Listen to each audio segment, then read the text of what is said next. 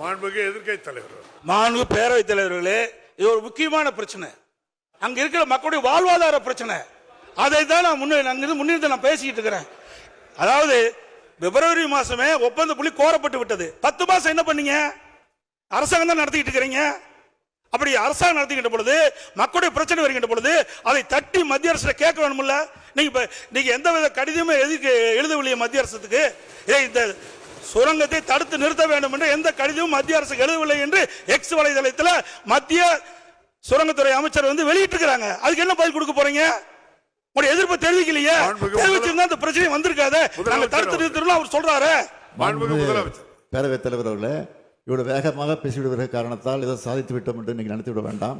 நிச்சயமாக சொல்கிறேன், உறுதியாக சொல்கிறேன். நாங்கள் அவ்வப்போது தொடர்ந்து கடிதம் எழுதியிருக்கிறோம், தொடர்ந்து போராட்டங்கள் நடத்தி கொண்டிருக்கிறோம். எங்களுடைய கண்டன குரலை நாடாளுமன்றத்திலே பதிவு செய்திருக்கிறோம். அது மட்டுமல்ல, போராட்ட கலவரத்தில் ஈடுபட்டிருக்க போய் கூட நம்முடைய அமைச்சர் பேசுகிற போது இது போன்ற ஒரு தீர்மானம் அவையிலே சட்டமன்றம் கூடுகிற நேரத்தில் கொண்டு வருவோம் என்று சொல்லிதான் தெளிவுபடுத்தி இருக்கிறோம்.